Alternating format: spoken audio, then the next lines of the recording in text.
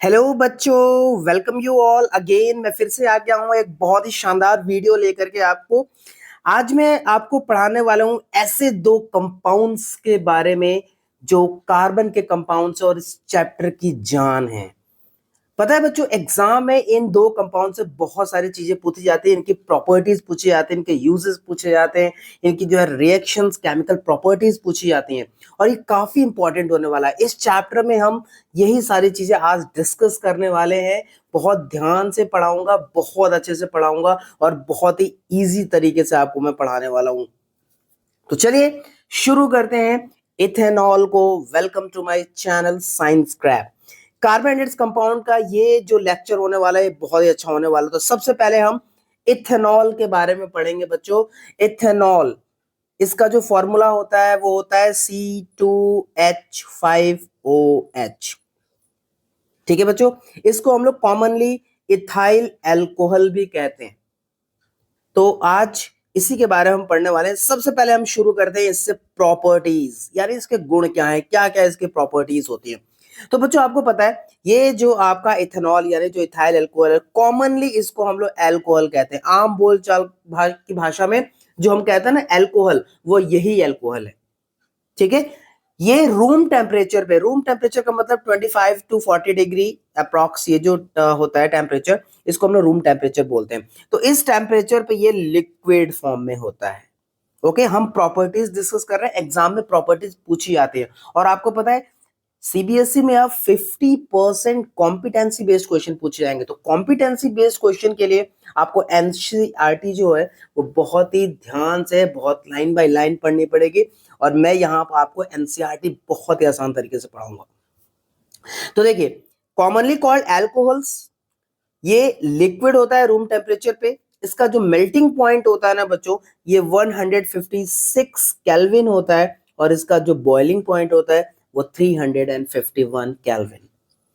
इसके अलावा जितने भी अल्कोहलिक ड्रिंक्स हैं, जितने भी अल्कोहलिक ड्रिंक होते हैं, उनका ये सबसे मोस्ट एक्टिव इंग्रेडिएंट्स है बच्चों। ओके, जो भी आपके अल्कोहलिक ड्रिंक्स होते हैं उनका सबसे मोस्ट एक्टिव इंग्रेडिएंट जो होता है वो इथाइल अल्कोहल होता है। इसके अलावा एक बड़ी और इसकी बहुत ही शानदार प्रॉपर्टी है बच्चों, ये बहुत अच्छा सॉल्वेंट होता है। यस, जैसे आपने देखा ना वाटर भी एक क्या है, एक यूनिवर्सल सॉल्वेंट है। इसी प्रकार से ये जो है आपका इथाइल अल्कोहल, ये भी एक गुड सॉल्वेंट, बहुत अच्छा सॉल्वेंट होता है बच्चे। ठीक है, और इसीलिए इसका यूज जो है हम मेडिसिन वगैरह में भी करते हैं। जैसे आप देखो टिंचर ऑफ आयोडीन, ये जो टिंचर ऑफ आयोडीन है, इसमें क्या होता है, आयोडीन को हम अल्कोहल में क्या करते हैं, मिक्स करते हैं। और ये टिंचर ऑफ आयोडीन एंटीसेप्टिक होता है, बहुत ज्यादा मेडिसिन में इसका यूज है। इसके अलावा जितने भी हमारे कफ सिरप हैं, जब आपको खांसी होती है ना, तो आप जो कफ सिरप पी रहे हैं या यूज करते हैं, उस कफ सिरप्स में भी आपको जो है अल्कोहल मिल जाता है, इथाइल अल्कोहल। इसके अलावा ऐसे बहुत सारे टॉनिक्स हैं जहां पे इसका यूज होता है। नेक्स्ट जो प्रॉपर्टी है इथाइल अल्कोहल की, कि ये सॉल्युबल इन वाटर होता है, यानी वाटर में बच्चों ये सॉल्युबल होता है, डिसॉल्व हो जाता है अच्छे से। और आपको पता है अगर आप इथाइल अल्कोहल यानी जो डाइल्यूट इथेनॉल है, इसको अगर आप स्मॉल क्वांटिटी में भी कंज्यूम करेंगे ना, तो ये ड्रंकनेस है ना, यानी ड्रंकनेस ये जो है कॉज करता है, यानी आपको नशा छा जाएगा। ठीक है, आपको नशा हो जाएगा और आप ये जो है आपके लिए काफी हानिकारक हो सकता है अगर आप प्योर इथेनॉल यानी एब्सोल्यूट अल्कोहल को अगर ले लें। आपको पता है अगर आप डाइल्यूट अल्कोहल ले रहे हैं तो ये क्या करेगा, धीरे धीरे धीरे धीरे आपके शरीर को नुकसान पहुंचा, बहुत अनहेल्दी होता है ये हमारे लिए। लेकिन अगर आपने प्योर इथेनॉल लिया, प्योर इथेनॉल को हम लोग बच्चों एब्सोल्यूट अल्कोहल भी बोलते हैं, ध्यान रखना एग्जाम में पूछा आ सकता है। प्योर इथेनॉल को हम लोग एब्सोल्यूट अल्कोहल भी बोलते हैं, यानी ठीक है। और ये इतना ज्यादा फेटल होता है, ये लीथल हो सकता है, आपकी जान भी ले सकता है बच्चों। ठीक है, अगर आप इसको स्मॉल क्वांटिटी में कंज्यूम करते हैं। और आपको पता ही है कि अगर आप इसको लॉन्ग टर्म कंजम्पशन करते हैं, लंबे समय तक लेते हैं, तो ये बहुत ज्यादा हेल्थ प्रॉब्लम्स कॉज कर सकता है, आपके लिवर, किडनीज है ना, और भी हार्ट को भी बहुत ज्यादा इफेक्ट कर सकता है, एंड फाइनली आपकी डेथ भी हो सकती है। तो ये जो इथाइल अल्कोहल था, ये उसकी प्रॉपर्टीज थी। यहां से क्वेश्चन काफी बनते हैं बच्चों। नेक्स्ट हम बात करेंगे रिएक्शंस ऑफ द अल्कोहल। तो रिएक्शंस ऑफ द अल्कोहल की बात करें, स्पेशली एथेनॉल की हम यहाँ पढ़ रहे हैं, तो एथेनॉल के बारे में बात करेंगे। जब ये आपका इथेनॉल सोडियम के साथ रिएक्ट करता है बच्चों, तो ये हाइड्रोजन गैस बनाता है। ठीक है, यहाँ पे रिएक्शन है, देखिए यहाँ पे सोडियम आपके एथेनॉल यानी एब्सोल्यूट अल्कोहल के साथ रिएक्ट करेगा और ये सोडियम एथॉक्साइड बनाएगा, साथ में हाइड्रोजन गैस बनेगी। हाँ बच्चों, ये एक इंपॉर्टेंट रिएक्शन है, इसको ध्यान रखिएगा कि जब कभी भी अल्कोहल रिएक्ट करते हैं सोडियम के साथ, ये हाइड्रोजन गैस इवोल्यूट करते हैं और साथ में आपको सोडियम एथॉक्साइड यहाँ पे बनता है। That's really very very important reaction बच्चों, ध्यान रखिएगा।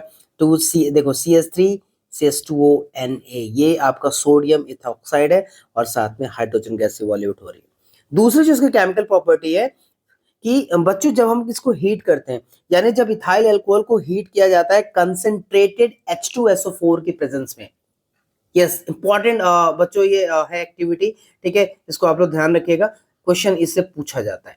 ओके, तो जब कभी भी हम इसको क्या करेंगे, हीट करेंगे in the presence of hot concentrated H2SO4 और यहाँ पे जो टेम्परेचर है वो 443 केल्विन होता है बच्चों। तो जब हम इसकी रिएक्शन कराते हैं, जब इसको हीट करते हैं हॉट कंसंट्रेटेड H2SO4 की प्रेजेंस में, तो ये अनसैचुरेटेड हाइड्रोकार्बन्स देते हैं। Yes, it's a very very important reaction. देखो ethyl alcohol when it is heated in the excess, it is with the H2SO4 hot concentrated with 443 Kelvin, it gives you ethene यानी CH2 double bond CH2, यानी ये क्या होगा, आपका unsaturated hydrocarbon है, क्योंकि यहाँ पे बच्चों क्या है, डबल बॉन्ड है और साथ में आपको यहाँ पे वाटर रिलीज होता है।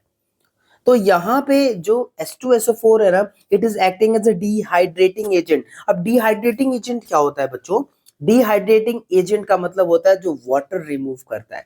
ठीक है, यानी यहाँ पे आप देखिए कि ये आपको जो CH3 CH2OH था, यहाँ से इसने H2O क्या कर दिया, यहाँ से निकाल दिया और रिमूव कर दिया और यहाँ पे आपको इथीन बन गया। तो इस तरीके से H2SO4 act as a dehydrating agent.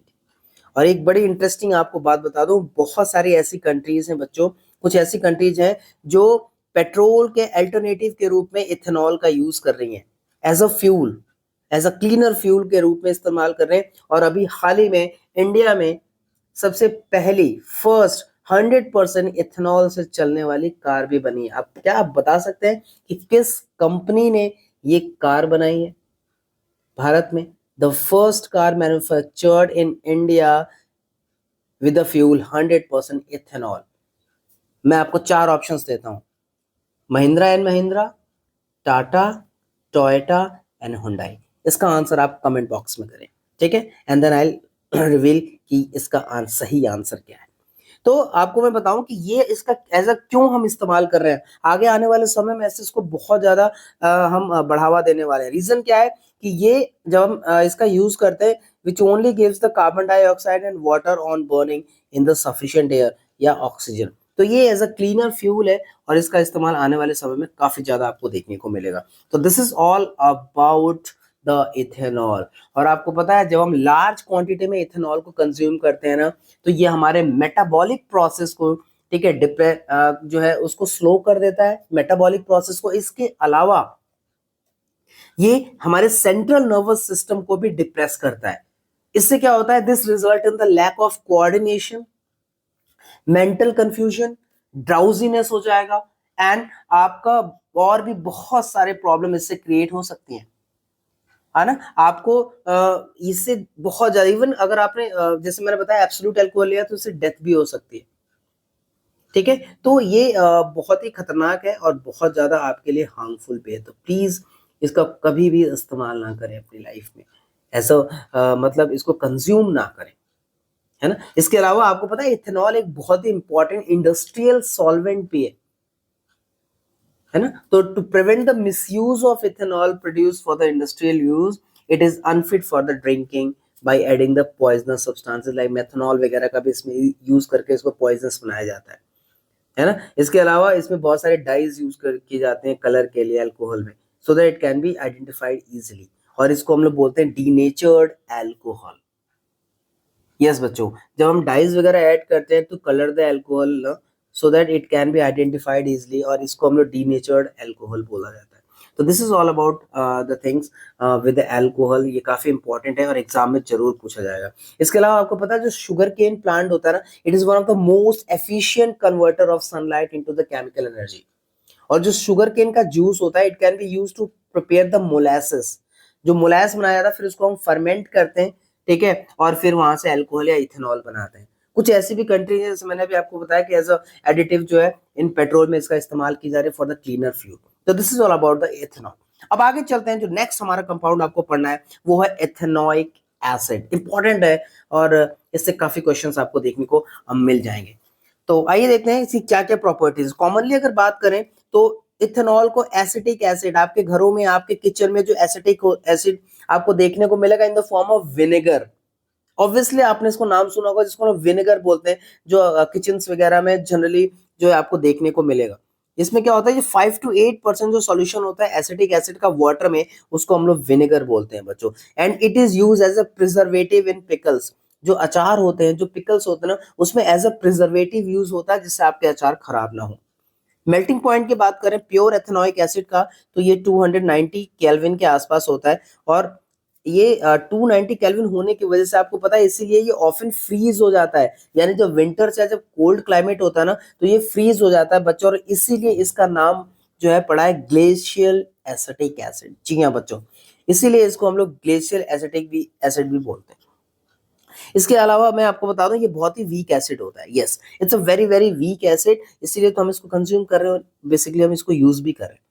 अब देखो, अब हम जो एनसीईआरटी की एक बहुत इंपॉर्टेंट एक्टिविटी पे आ गए, जिस एक्टिविटी से क्वेश्चन पूछे जाते हैं और एग्जाम में आ सकता है बच्चों, ठीक है। फॉर्मेशन ऑफ ईस्टर को लेकर के ये एनसीईआरटी की एक्टिविटी 4.8 है। इसमें देखो बहुत ही आसान भाषा में, बहुत ही सिंपल लैंग्वेज में आपको समझा देता हूँ।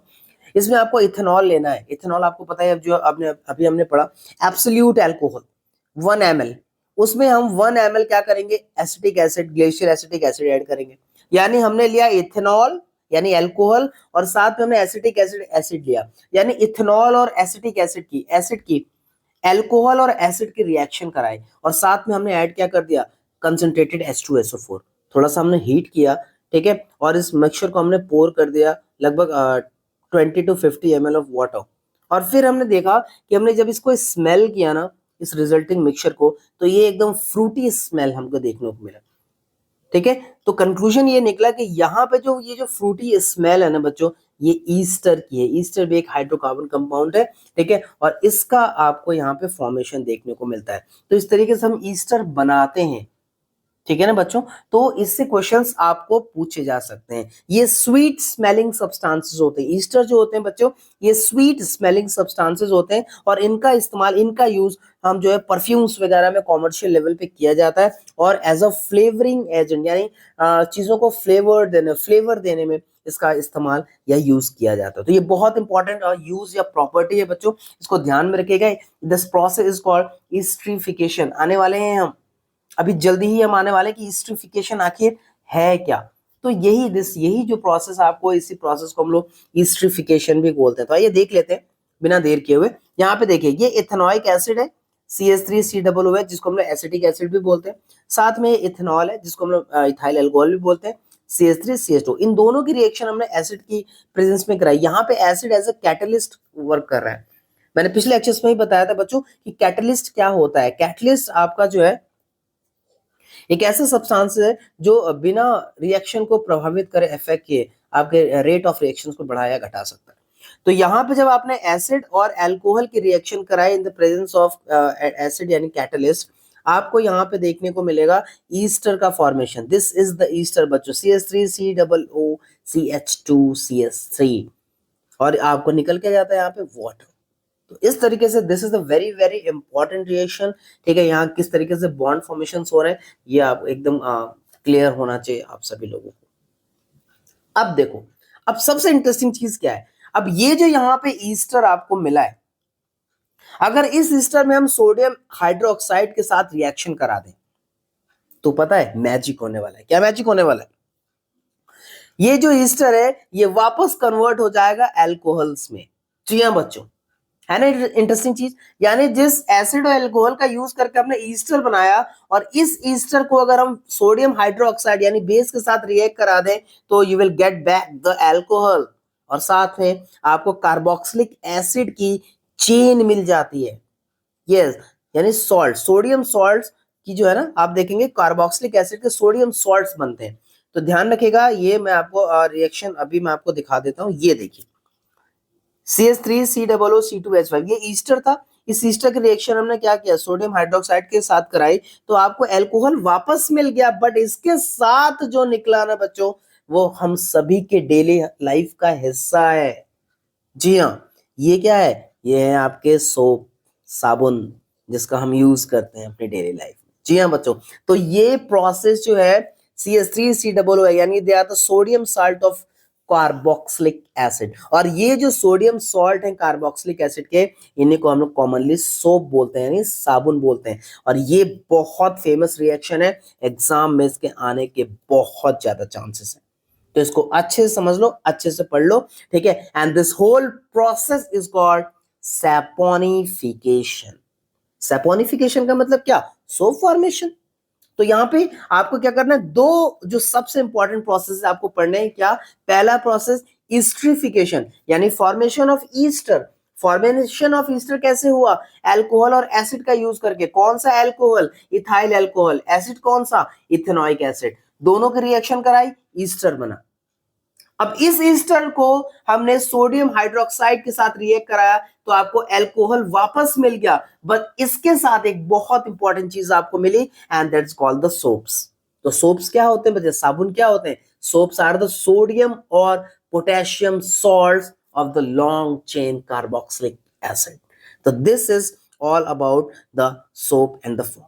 नेक्स्ट हमारी जो रिएक्शन होने वाली है इथेनॉइक एसिड के, वो बेस के साथ। तो बेस के साथ जब भी रिएक्शन करता है ईस्टर, अभी हमने देखा था क्या देता है, सॉल्ट देता है और वाटर देता है, और यही जो सॉल्ट है आपके क्या कहलाते हैं, साबुन कहलाते हैं। ये देखिए, है ना। तो इथेनॉइक एसिड बेसिकली आप देख सकते हैं, ये इथेनॉइक एसिड ये रिएक्ट कर रहा है आपके सोडियम हाइड्रोक्साइड के साथ। यहाँ पे CH3COONA सोडियम इथेनोएट बन रहा है, जो एक सोडियम मतलब बेसिकली इथेनोएट, इसको हम लोग कॉमनली सोडियम एसिटेट भी बोलते हैं, और साथ में वाटर निकल रहा है। इंपॉर्टेंट रिएक्शन है। लास्ट जो रिएक्शन हमें पढ़नी है इथेनॉइक एसिड की, कार्बोनेट्स और हाइड्रोजन कार्बोनेट्स के साथ। तो जब कभी भी कार्बोनेट और हाइड्रोजन कार्बोनेट के साथ रिएक्ट, कार्बोनेट आपको पता है CO3 होता है, और हाइड्रोजन कार्बन HCO3 होता है। तो जब इनकी रिएक्शन हम कराते हैं इथेनॉइक एसिड के साथ, सॉल्ट बनेगा, वाटर बनेगा, और एक बड़ी इंटरेस्टिंग गैस निकल रही है, यस, कार्बन डाइऑक्साइड। तो ध्यान रखिएगा, जब कॉम्पिटेंसी बेस्ड क्वेश्चन पूछे जाएंगे यहाँ से, तो इन सारी चीजों को वो लिंक करके CBSE आपसे सवाल पूछेगा बोर्ड्स में, ठीक है। तो ये देखिए, मैंने यहाँ पे दोनों रिएक्शन आपको दिखा दिए। Acetic acid react with sodium carbonate gives you CH3COONA, sodium acetate बन रहा है, water and carbon dioxide gas. Same यहाँ भी सोडियम हाइड्रोजन कार्बोनेट के साथ भी यही सेम सोडियम एसिटेट बनेगा, वाटर एंड कार्बन डाइऑक्साइड। तो this is all about the ethanol and ethanoic acid, ठीक है बच्चों, इंपॉर्टेंट रिएक्शन। अब ये जो सोप बने हैं, अगली लेक्चर जो मैं लेके आने वाला हूं, वो लेक्चर इसलिए इंपॉर्टेंट है कि हम वहां पे क्या पढ़ेंगे, क्लींजिंग एक्शन ऑफ सोप, कैसे साबुन काम करते हैं आपके गंदे कपड़ों को, आपको मैले कपड़े को कैसे ये सोप्स और जो डिटर्जेंट्स है ये साफ कर देते हैं। आखिर वो कौन सा प्रोसेस है, क्या वहां पे रिएक्शन होती है, और ये सबसे इंपॉर्टेंट पार्ट है इसलिए क्योंकि बच्चों को ये जल्दी समझ में ही नहीं आता कि आखिर ये कैसे क्लींजिंग एक्शन हो रहा है। तो नेक्स्ट मेरा जो वीडियो होगा, डोंट मिस दैट वीडियो। और इस वीडियो को अगर पसंद आया तो प्लीज शेयर करिए अपने फ्रेंड्स के साथ, लाइक करिए, और यस, सब्सक्राइब करिए, ठीक है। तो thank you so much. I am here with the Science Crap, channel का नाम है, और आप इसको बहुत ज्यादा सपोर्ट और प्यार करिए। तो थैंक यू सो मच, ठीक है। मिलते हैं नेक्स्ट लेक्चर में, तब तक के लिए टेक केयर, बाय बाय।